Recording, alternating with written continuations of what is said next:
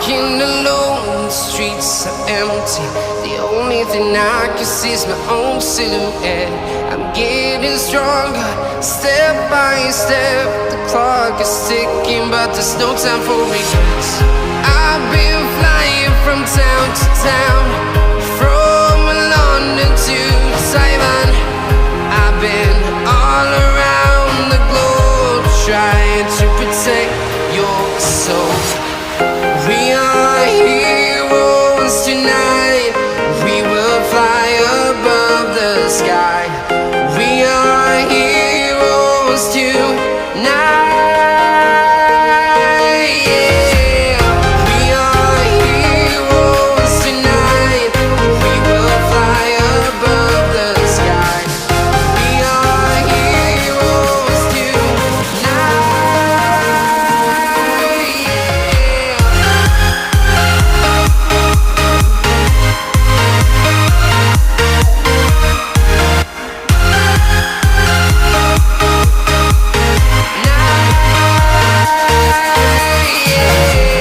Feel like a dynamite, ready to explode right up in the sky. I need you to listen, I need you to hear, and don't show any fear. I've been flying from town to town, from London to Taiwan. I've been all around the globe, trying to protect your soul. We are heroes tonight. We will fly above the sky. Materi pelanggaran HAM. Di pembelajaran kali ini kita akan membahas pengertian pelanggaran HAM, faktor pelanggaran HAM, contoh pelanggaran HAM, upaya pemerintah dalam menegakkan HAM, serta upaya penanganan HAM. Silakan disimak materi berikut ini. Pelanggaran. Pengertian pelanggaran. Pelanggaran merupakan perbuatan-perbuatan yang sifat melawan hukumnya baru dapat diketahui setelah ada undang-undang yang menentukan demikian. Menurut Mulyono. Pengertian pelanggaran HAM. Pelanggaran hak asasi manusia adalah setiap perbuatan yang melawan hukum, mengurangi, menghalangi, membatasi, dan atau mencabut hak asasi manusia. Undang-Undang Nomor 39 Tahun 1999. Itulah pengertian pelanggaran hak asasi manusia. Berikut ini akan lebih jelas penjelasan tentang pelanggaran hak asasi manusia. Setiap manusia pasti mempunyai hak asasi, akan tetapi hak asasi yang dimiliki oleh manusia dibatasi oleh hak asasi manusia lainnya. Dengan demikian, tidak ada seorang pun yang diperbolehkan untuk melanggar hak asasi orang lain. Akan tetapi, dalam kenyataannya, manusia suka lupa diri bahwa sekiranya terdapat manusia yang mempunyai kedudukan yang sama dengan dirinya. Namun, dengan ketamakannya, manusia sering melabrak hak asasi sesamanya dengan alasan yang tidak jelas. Di sini seperti sifat keegoisan dari setiap manusia sendiri. Faktor pelanggaran HAM. Faktor pelanggaran HAM ada faktor internal dan eksternal. Di sini akan lebih jelaskan satu-satu poin antara internal dan eksternal. Silakan perhatikan. Faktor internal yaitu dorongan untuk melakukan pelanggaran HAM yang berasal dari diri pelaku pelanggar HAM. Di antaranya sebagai berikut. Yang pertama, sikap egois atau terlalu mementingkan diri sendiri. Sikap ini akan menyebabkan seorang untuk selalu menuntut haknya, sementara kewajibannya sering diabaikan. Seseorang yang mempunyai sikap seperti ini akan menghalalkan segala cara agar supaya haknya dapat terpenuhi meskipun caranya tersebut dapat melanggar hak orang lain. 2. Rendahnya kesadaran HAM. Hal ini akan menyebabkan pelaku pelanggaran HAM berbuat seenaknya. Pelaku tidak mau tahu bahwa orang lain pun mempunyai hak asasi yang harus dihormati. Sikap tidak mau tahu ini berakibat munculnya perilaku atau tindakan penyimpangan terhadap hak asasi manusia. Ketiga, sikap tidak toleran. Sikap ini akan menyebabkan munculnya saling tidak menghargai dan tidak menghormati atas kedudukan atau keberadaan orang lain. Sikap ini pada akhirnya akan mendorong orang untuk melakukan diskriminasi kepada orang lain, atau ibarat katanya milih-milih kepada orang lain. Dia memilih untuk bergaul terhadap teman, keluarga, dan lain-lainnya. Inilah faktor internal atau dorongan untuk melakukan pelanggaran HAM. Di sini berasal dari dalam diri pelaku sendiri. Oke. Faktor eksternal, yaitu faktor-faktor di luar diri manusia yang mendorong seseorang atau sekelompok orang melakukan pelanggaran HAM. Di antaranya sebagai berikut: penyalahgunaan kekuasaan. Di dalam masyarakat terdapat berbagai macam kekuasaan. Kekuasaan ini tidak hanya menunjuk pada kekuasaan pemerintah, tetapi juga bentuk-bentuk kekuasaan lain. Salah satu contohnya adalah kekuasaan di dalam perusahaan. Para penguasa yang tidak memperdulikan hak-hak buruhnya. Di sini maksudnya adalah bos-bos dan lainnya tidak memikirkan berapa pendapatan para pekerjanya. Itu contoh kecilnya. Yang kedua, ketidaktegasan aparat penegak hukum. Aparat penegak hukum yang tidak bertindak tegas terhadap setiap pelanggaran HAM tentu saja akan mendorong timbulnya pelanggaran HAM lainnya. Penyelesaian kasus pelanggaran HAM yang tidak tuntas akan menjadi pemicu bagi munculnya kasus-kasus lain. Para pelaku pelanggaran HAM tidak akan merasa jera karena mereka tidak menerima sanksi yang tegas atas perbuatannya itu. Itulah contoh sedikit tentang ketidaktegasan aparat penegak hukum. Yang ketiga, penyalahgunaan teknologi. Kemajuan teknologi dapat memberikan pengaruh yang positif, tetapi bisa juga memberikan pengaruh negatif, bahkan dapat memicu timbulnya kejahatan. Kalian tentunya pernah mendengar terjadinya kasus penculikan yang berawal dari pertemanan dalam jejaring sosial. Bisa juga contohnya, kalian pasti sering mendengar tentang penipuan dari jejaring sosial. Contoh dari handphone, bisa kalian ditipuin, dimintai uang kalian dan lain-lainnya. Yang keempat, kesenjangan sosial dan ekonomi yang tinggi. Kesenjangan menggambarkan terjadinya ketidakseimbangan yang mencolok di dalam kehidupan masyarakat.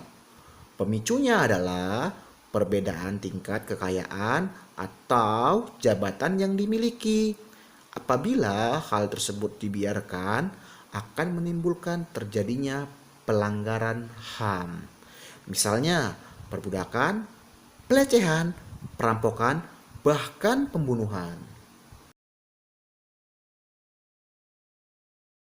Di Indonesia, meskipun pemerintah telah mengeluarkan peraturan perundang-undangan mengenai hak asasi manusia, namun pelanggaran HAM tetap selalu ada, baik yang dilakukan oleh pemerintah maupun oleh masyarakat sendiri.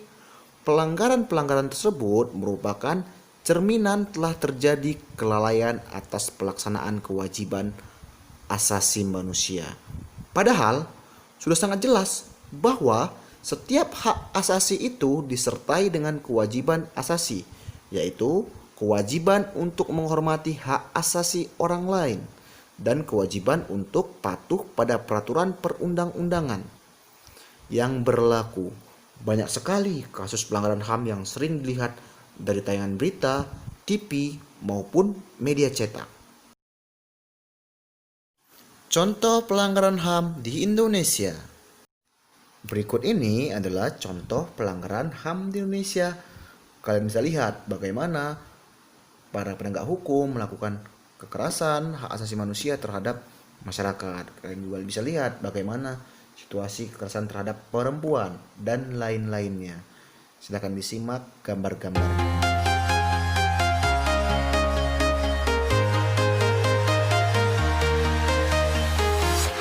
I'm walking alone, the streets are empty. The only thing I can see is my own silhouette. I'm getting stronger, step by step. The clock is ticking, but there's no time for regrets. I've been flying. Upaya pemerintah dalam menegakkan hak asasi manusia. Upaya pemerintah dalam menegakkan HAM adalah yang pertama, pembentukan Komisi Nasional Hak Asasi Manusia atau Komnas HAM. Di sini wewenang Komnas HAM adalah misalnya melakukan perdamaian pada kedua belah pihak yang bermasalah. Yang kedua, menyelesaikan masalah secara konsultasi maupun negosiasi. Yang ketiga, menyampaikan rekomendasi atas suatu kasus pelanggaran hak asasi manusia kepada pemerintah dan DPR untuk ditindaklanjuti. Pembentukan instrumen. Instrumen HAM biasanya berupa peraturan perundang-undangan dan lembaga penegak hak asasi manusia seperti Komisi Nasional Hak Asasi Manusia dan Pengadilan HAM. Instrumen HAM yang berupa peraturan perundang-undangan dibentuk untuk menjamin kepastian hukum serta memberikan arahan dalam proses penegakan HAM. Yang ketiga, pembentukan pengadilan HAM. Pengadilan HAM bertugas dan berwenang memeriksa dan memutuskan perkara pelanggaran hak asasi manusia yang berat. Di samping itu, berwenang memeriksa dan memutus perkara pelanggaran HAM yang dilakukan oleh warga negara Indonesia dan terjadi di luar batas teritorial wilayah Indonesia. Pengadilan HAM dibentuk berdasarkan Undang-Undang RI Nomor 26 Tahun 2000. Pengadilan HAM adalah pengadilan khusus terhadap pelanggaran HAM berat yang diharapkan dapat melindungi hak asasi manusia, baik perseorangan maupun masyarakat. Upaya penanganan pelanggaran hak asasi manusia. Upaya pencegahan pelanggaran hak asasi manusia. Yang pertama, menegakkan supremasi hukum dan demokrasi. Maksudnya di sini adalah para penegak hukum harus memenuhi kewajiban dengan memberikan pelayanan yang baik dan adil kepada masyarakat, memberikan perlindungan kepada setiap orang dari perbuatan melawan hukum, dan menghindari tindakan kekerasan yang melawan hukum dalam rangka menegakkan hukum. Yang kedua, meningkatkan kualitas pelayanan publik untuk mencegah terjadinya berbagai bentuk pelanggaran HAM oleh pemerintah. Misal di sini para pejabat lebih memperhatikan rakyatnya daripada diri sendiri. Yang ketiga, meningkatkan pengawasan dari masyarakat dan lembaga-lembaga politik terhadap setiap upaya penegakan HAM yang dilakukan oleh pemerintah. Yang keempat adalah meningkatkan kerjasama yang harmonis antar kelompok atau golongan dalam masyarakat agar mampu saling memahami dan menghormati keyakinan dan pendapat masing-masing. Di sini kita harus melihat pendapat orang lain. Kita harus terima pendapat orang lain dan saling bekerja sama agar tidak terjadi pelanggaran hak asasi manusia. Yang terakhir, upaya penanganan pelanggaran hak asasi manusia adalah membangun harmonisasi hak dan kewajiban asasi manusia. Salah satu cara untuk mengharmonisasikan hak dan kewajiban dalam kehidupan sehari-hari adalah dengan menghindarkan diri kita dari sikap egois atau terlalu mementingkan diri sendiri. Sikap egois dapat menyebabkan seseorang untuk selalu menuntut haknya, sementara kewajibannya sering diabaikan. Seseorang yang mempunyai sikap egois akan menghalalkan segala cara agar haknya terpenuhi, meskipun caranya dapat melanggar hak orang lain. Harus kita kurangi sikap egois kita agar tidak terjadinya pelanggaran hak asasi manusia.